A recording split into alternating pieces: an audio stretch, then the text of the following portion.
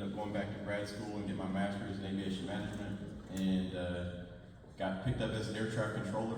I've been doing that since 2015, so officially 10 years in the game of federal service. My mom asked me last week to do this for her, so I'm happy I could be here. And I prepared a little speech, so we'll see how this goes. Now, wish me luck. All right.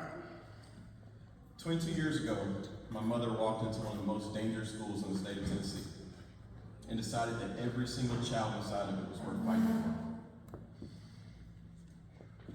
Good evening. My name is Darrius Thompson, and that woman, Bren Elliott, is my mother. She's Touchstone's Board Chair and the former principal of Stratford High School, where the idea of civil was born back in 2004. She wanted to be here tonight more than anything, but she just started a new role with the school district of Philadelphia City Schools, and she couldn't be in two places at once. So she sent the next best thing, her son. She asked me to do two things tonight, to tell you her story and to tell you why I believe in this work with everything that I have. So let me tell you what she walked into. A school in the state's academic failing list for more than 10 years running. One of the 10 most dangerous schools in all of Tennessee. That was the building. These are the odds that she was facing. But my mom understood something that most people miss. You cannot raise a test score until you have first raised a child's belief that they matter. Before the grades, before the discipline, before any of it. A young person has to know that they are seen. That there's actually somebody who cares whether they walk through that door. And they have to know that they belong. So she asked one hard question. How do you take a dangerous hallway and turn it into a place where kids actually want to look out for each other? But she didn't find that answer alone. This is the story my mom comes back to again and again. And Miss Melody kind of alluded to just a second ago. One day, two people, Miss Mel and Jim Weber, walked through the doors of Stratford High School and asked my mom one simple question. What can we do to help? And my mother, being my mother, looked at them and gave them one word. Anything. Anything. And out of that anything, out of that one conversation, Civil Groups was born. Civil stands for character, values, and leadership. And the idea is simple enough to fit on the back of your hand. You take a handful of students, you sit them in a circle with one steady, caring adult, and you give them the permission to be honest about their choices, their fears, the things that nobody talks about that quietly run their lives outside of the school doors. And then you watch what happens in that circle. The kid who came in with their guard up starts to put it down. Isolation starts to transform into teamwork. And the same peers that could have pulled that person under starts to be the very people that are holding them up. That one circle has grown into three. Every week, civil groups meet in schools and at Rocketown. Every month, civil service puts students to work within their own community. And every quarter, Civil Liberties throws open a door most of them have never walked through, whether it's a college, a museum, or a mountain trail. A world that's bigger than their own front step. Now let me tell you guys why it's personal for me.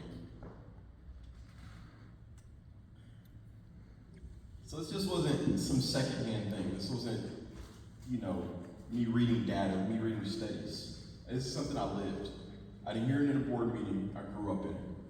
I'm the son of a woman who came home every night still thinking about other people's children.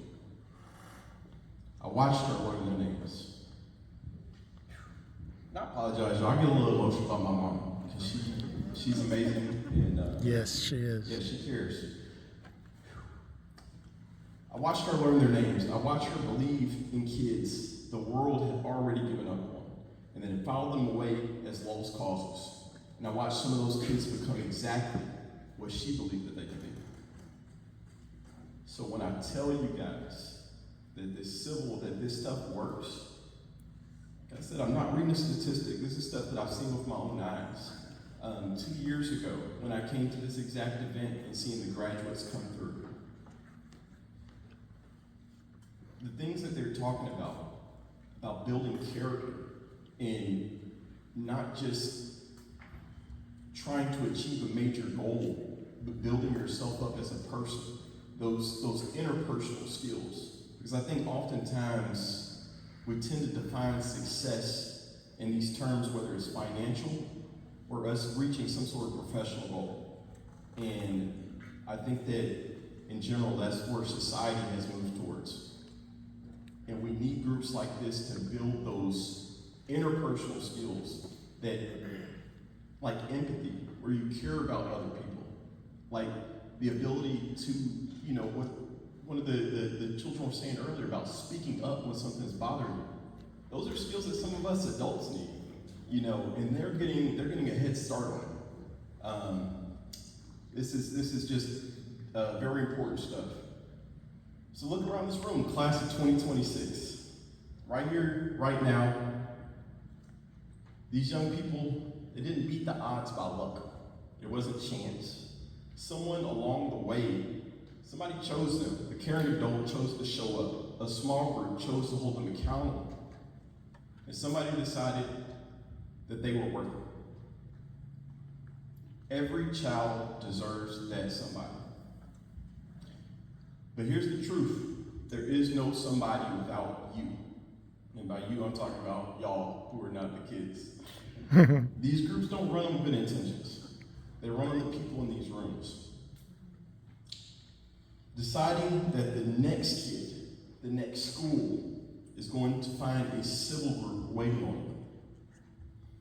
So as we celebrate these graduates tonight, I want to invite you to be a part of what comes next. Before I sit down, my mother gave me one last assignment, and I made sure, and she made me promise not to leave it out. She told me to look out at this room and tell you in her own words how deeply she loves you and what a difference you have made, not just in this city, but in this world. Mel and Jim, Mel and Jim, she wanted that to be said to you two the most. None of it happens without that day and that one word. On the behalf of my mother and on behalf of every young person whose destiny who has been rewritten by this work,